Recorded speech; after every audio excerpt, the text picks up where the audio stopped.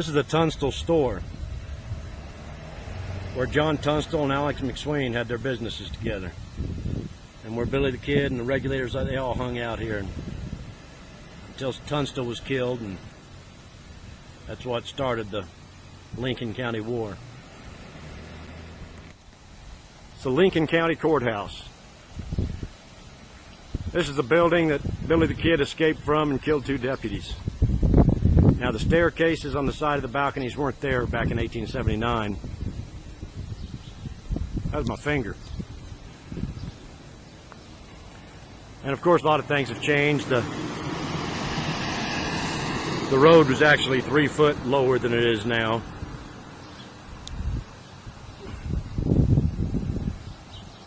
Other than that, it's the same building. Now, we're going to go in and take a look at the room, that corner room where that window is, that Billy was held captive before his escape.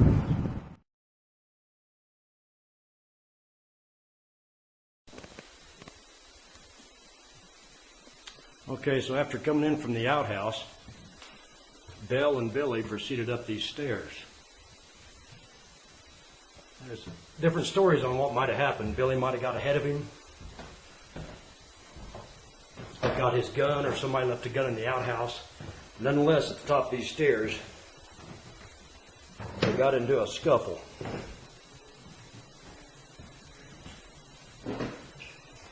Deputy Bell ended up on the short end of the scuffle. Billy ended up with a gun in his hand. Bell tried to run down these stairs, and Billy shot him down this staircase. And legend has it that that's the bullet hole that passed through Bell and struck in the wall.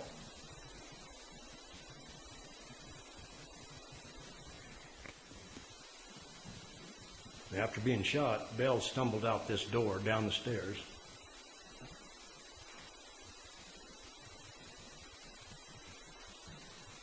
Went around outside and fell dead right there.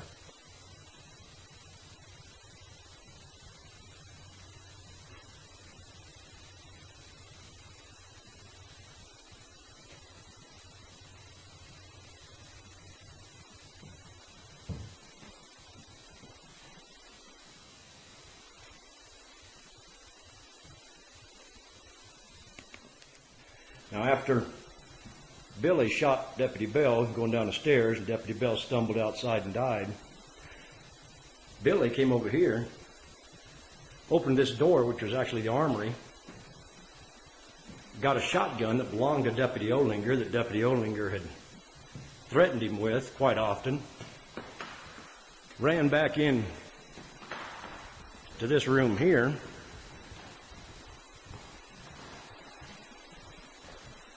stood at this window, and when Olinger, which was Deputy Olinger, was across the street feeding some other prisoners lunch, when he heard the gunshot, he came running back over here. Billy stood at this window with Olinger's own shotgun and hollered down, "Hello, Bob," and gave him both barrels. Killed him right down there on the ground, out this very window. They believe that it's possible that these could be the kids' shackles. They found them out in the hills not too far from here, not long after the escape.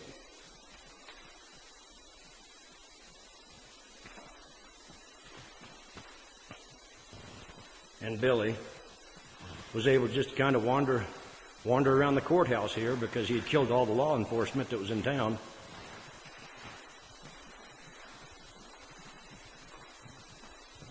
Now, they say he came out here on this balcony and danced around a little bit, but that's, I don't know if that's true or not. Who does?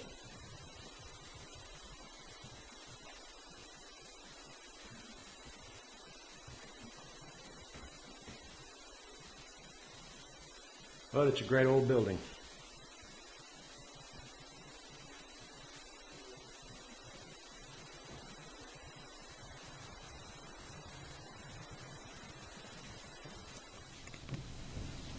This is the Wortley Hotel. This is where Deputy Olinger was when he heard the shot and ran back over to the courthouse right across the road. It's also where we stayed a couple days this week and on other trips out here.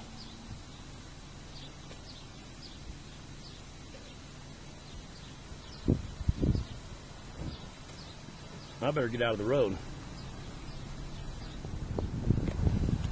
This is the location of the McSween house that was burned down in the 5-day siege in Lincoln County, where Billy the Kid and regulators were trapped inside. McSween himself was killed. They've never rebuilt anything on this spot.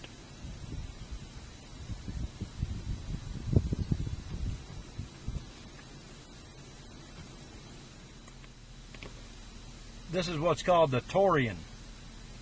They built this to fight off Indians. It's got portholes in it and they can get up on the roof. Now during the 5-day siege in Lincoln County,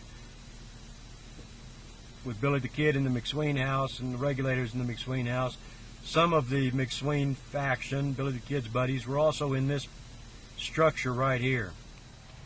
All right, now we're about 100 miles north of Lincoln, New Mexico.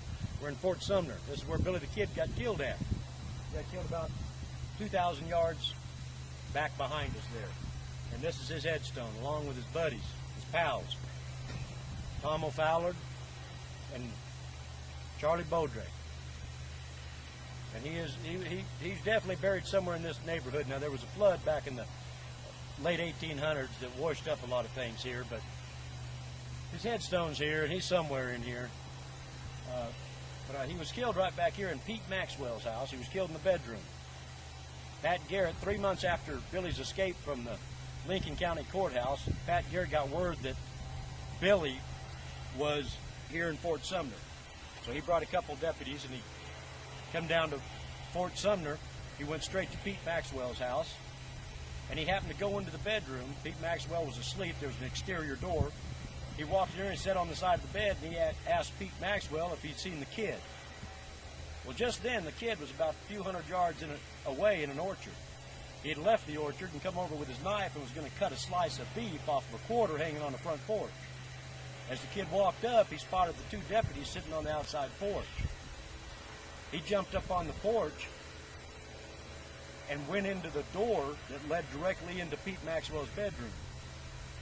At that point, Pete Maxwell, and as he came in, he said, "Quinn S. Quinn S." In other words, who is that? Talking to Pete, who is that outside? Pete Maxwell leaned over and whispered to Pat Garrett, "That's him." Pat Garrett took 2 shots at him. The first shot hit him in the heart, and he dropped dead. They all ran out of the bedroom,